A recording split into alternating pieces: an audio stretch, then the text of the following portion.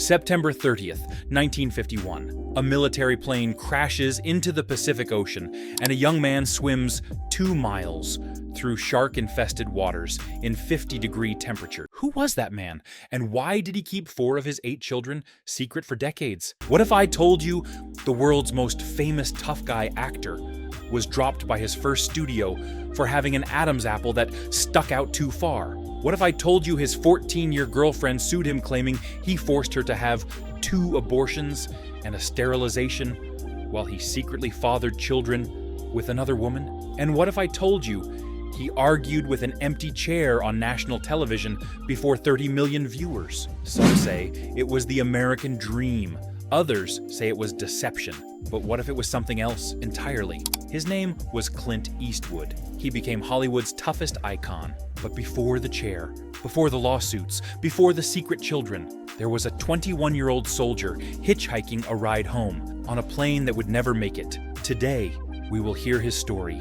Number 1, he survived a plane crash and swam 2 miles through shark-infested waters at age 21. September 30th, 1951. Army Private Clinton Eastwood hitched a ride on a Navy Douglas AD-1 Q Skyraider dive bomber from Seattle to California. Every system failed. Radio dead. Oxygen gone. Navigation out. Intercom silent. Then the fuel ran out. Lieutenant Francis Coleman Anderson ditched the aircraft into the frigid Pacific Ocean off Point Reyes Peninsula. The water was 50 degrees Fahrenheit. They were 2 miles from shore.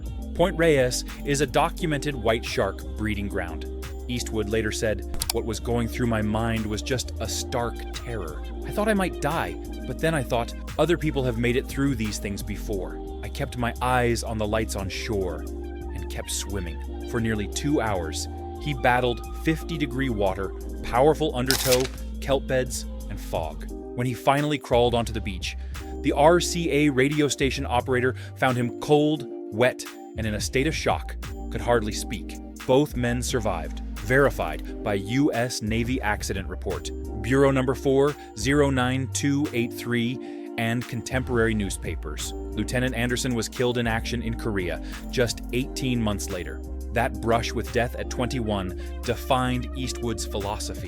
Nothing in Hollywood could scare him after swimming through shark-infested waters, believing he would die. And number 2, Universal Studios fired him because his Adam's apple stuck out too far. April 1954, Universal signed Eastwood to $75 per week. After 18 months of bit parts, they dropped him in October 1955. Studio executives complained his Adam's apple stuck out too far, he talked too slow, and his delivery seemed like a speech impediment. Director Arthur Lubin recalled, "He was quite amateurish. He didn't know which way to turn." Fired at 25, Eastwood dug swimming pools in Beverly Hills, pumped gas, drove garbage trucks, worked as a forest firefighter, and stoker at Bethlehem Steel. His wife Maggie, "We ate a lot of tuna fish and macaroni." In 1958, he starred in Ambush at Cimarron Pass, which he called the lousiest Western ever made. It earned $37,000. Eastwood was 28, or broke, and considered quitting acting entirely. Number 3, Rawhide made him famous, but trapped him for 7 years. January 1959, CBS launched Rawhide. Eastwood played Rowdy Yates, second to trail boss Eric Fleming. The show ran 217 episodes across 8 seasons. 1959 to 1965. He earned $119 per episode early on, rising to $750 by the final season. That's $33,000 per year, while film actors earned $50,000 to $100,000 per movie. Worse was the typecasting. Hollywood viewed him as a TV actor, career death for film stardom. Studios refused to cast television actors in movies. For 7 years, Eastwood auditioned desperately during hiatus, rejected repeatedly. By 1964, 34 years old, he feared Rawhide was his entire career. When his agent offered a low-budget Italian Western for $15,000, every insider said, "Career suicide." He took it anyway. Number 4, he gambled his career on a $15,000 spaghetti Western, 1964. Director Sergio Leone offered Eastwood the lead in A Fistful of Dollars. Low-budget Western filmed in Spain, Italian crew, $200,000 budget. Eastwood's salary, $15,000. His agent called it a bad move, mal paso in Spanish. Actor Richard Harrison had rejected it, saying, "It's beneath me." CBS tried to talk Eastwood out of it. Spaghetti Western was coined as a put-down, but Eastwood saw something in Leone's vision. The man with no name wore a poncho, smoked cigars, spoke few words. And everything played to his natural minimalism, Universal once called a speech impediment. The film earned $14 million internationally against its $200,000 budget. Leone offered him $50,000 for the sequel, then $250,000 plus points for The Good, The Bad, and The Ugly. The trilogy grossed $150 million worldwide. Eastwood named his company Malpaso, in ironic tribute to that terrible advice. By 1968, he was Europe's biggest box office draw. That bad move transformed him from a TV actor earning $33,000 yearly to an international star commanding $250,000 salaries. Number 5, critics called Dirty Harry a fascist film, and feminists protested outside the Oscars. 1971. Eastwood starred in Dirty Harry as San Francisco cop Harry Callahan, who operates outside the law. The script had been rejected by Wayne, Newman, Mitchum, McQueen, and Sinatra. The film opened December 22, 1971. The New Yorker's Pauline Kael published a brutal review. Dirty Harry is a deeply immoral movie. The action genre has always had a fascist potential, and it has finally surfaced, a Gestapo movie. Roger Ebert. The movie's moral position is fascist, no doubt about it. Feminists protested the 1972 Oscars with signs reading, "Dirty Harry is a rotten pig." Finland and Norway banned it. Eastwood fought back, calling Kael full of shit, arguing, try a film about concern for the victim instead of the accused and POW. Kael screams fascism. The controversy helped. Dirty Harry became the fourth highest grossing film of 1971 with $36 million. 4 sequels followed. In 2012, and the Library of Congress selected it as culturally, historically, and aesthetically significant. But while defending Dirty Harry, Eastwood's personal life was spiraling toward explosive lawsuits. Number 6. His girlfriend sued him, claiming forced abortions, while he secretly fathered children with another woman. Sandra Locke met Eastwood in 1975 on The Outlaw Josie Wales. She was 31, Oscar-nominated. He was 45, married to Maggie, but separated. Their relationship lasted 14 years. She appeared in 6 of his films. In April 1989, Locke filed a $70 million palimony lawsuit. Her sworn allegations, Eastwood pressured her into 2 abortions. In the late 1970s, he demanded tubal ligation, surgical sterilization, at UCLA Medical Center in 1979. And he insisted she use unreliable natural birth control because IUDs were uncomfortable for him. The most shocking claim, during the last 3 years of their relationship, while preventing her from having children, Eastwood was secretly fathering 2 children with flight attendant Jocelyn Reeves, Scott, born 1986, Catherine, born 1988. Their birth certificates listed father declined, legally fatherless, while he maintained his family man image. Locke discovered them through an investigative journalist during the lawsuit. The relationship ended abruptly, April 1989.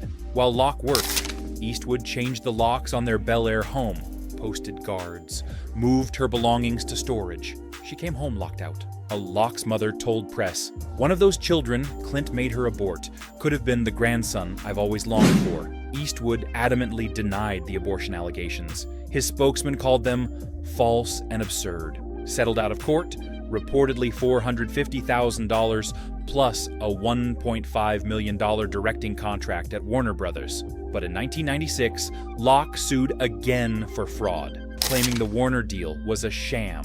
She alleged Eastwood secretly reimbursed Warner Bros. and the studio rejected all 30-plus projects she pitched over 4 years. The jury voted 10-2 in Locke's favor when Eastwood settled during deliberations. Sandra Locke died November 3rd, 2018. Her death was kept secret for 6 weeks, announced December 13th, the day before the Mule premiere. Eastwood never publicly acknowledged her death. She was omitted from the Oscars in memoriam, despite being Oscar-nominated. Publisher Bill Brown, Eastwood's friend, later revealed, "Clint told me Sandra was the love of his life. In court, he'd called her a part-time roommate." Number 7. He fathered 8 children by 6 women and kept half secret for decades. Biographer Patrick McGilligan.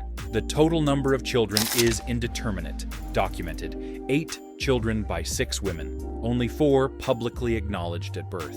Laurie Murray. Born February 1954. Eastwood was 23, engaged to Maggie. He handed money over to the woman and left for LA. Baby given up for adoption.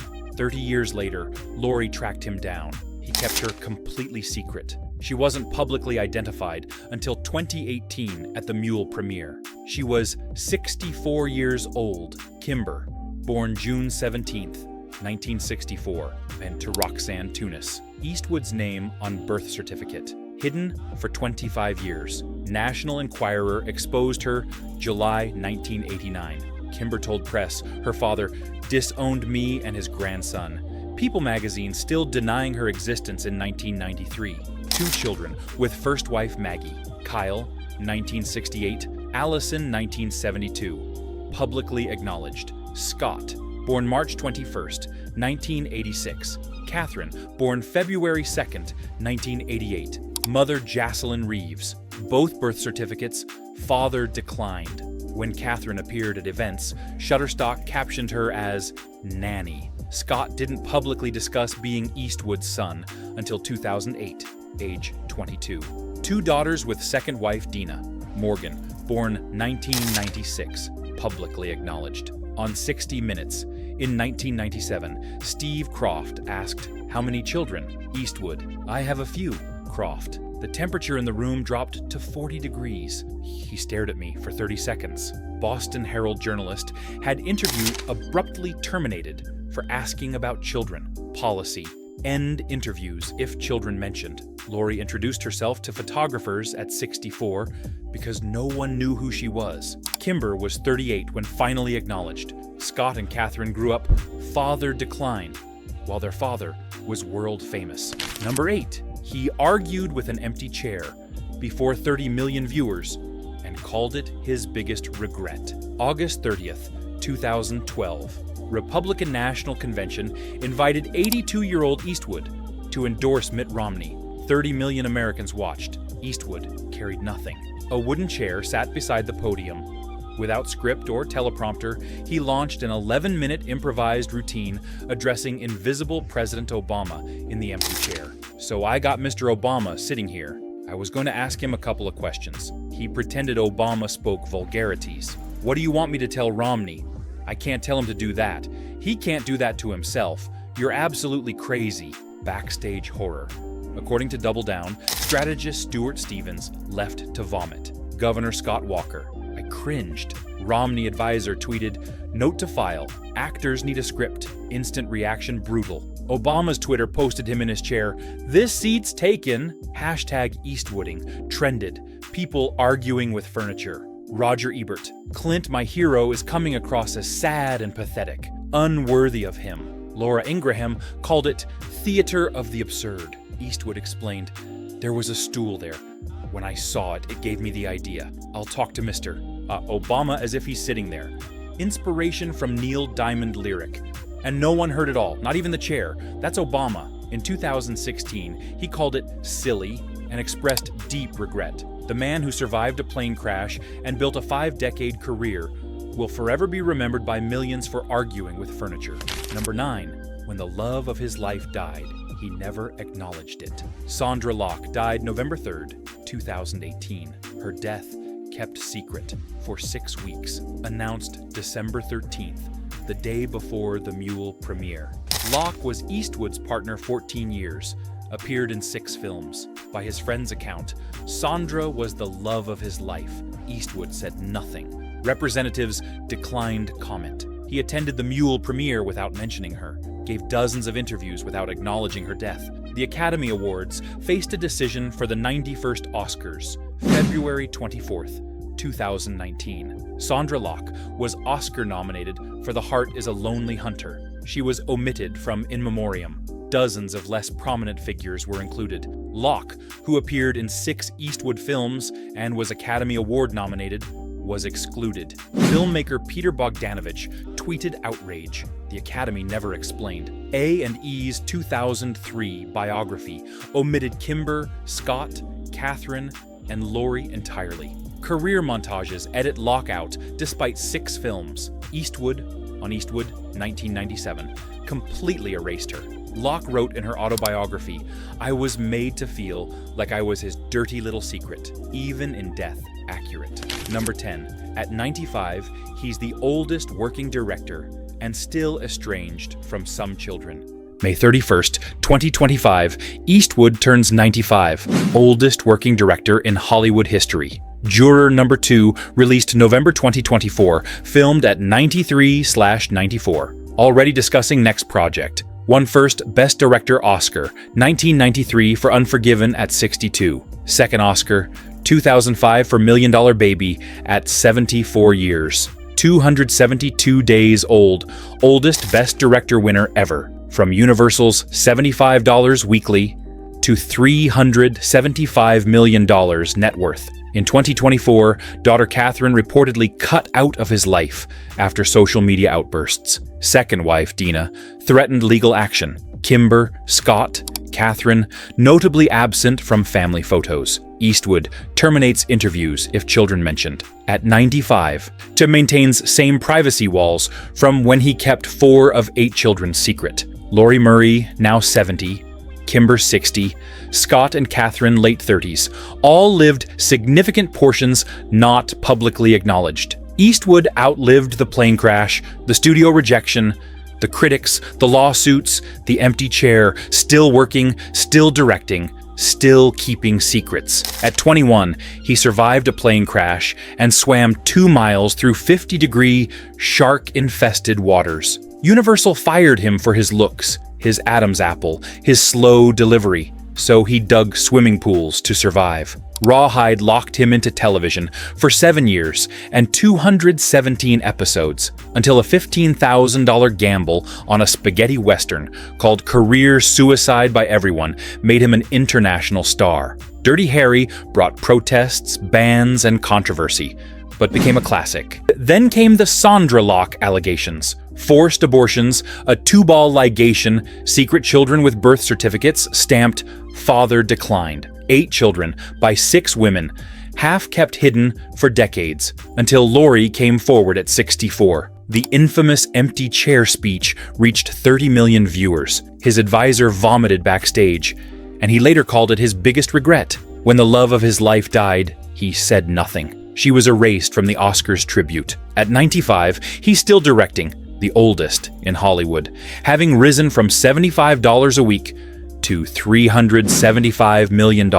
He never apologized, never explained, never acknowledged. He survived the plane crash, the studios, the critics, the lawsuits, even the chair, but not the truth. The man with no name kept too many secrets. The cop who operated outside the law did the same off-screen. The tough guy who never showed weakness showed it once, with a chair, on live television. Clint Eastwood proves that you can survive disaster, build a 60-year career, win Oscars, work into your 90s, and still hide who you really are. The chair was empty. So was the acknowledgement of the woman he loved, the children he hid, and the legacy he built on silence. If this story pulled you in, don't miss next week's video. We're uncovering another Hollywood legend whose real life was stranger than fiction. Subscribe now, and if you remember Dirty Harry or the empty chair speech, share your memories below. I read every comment.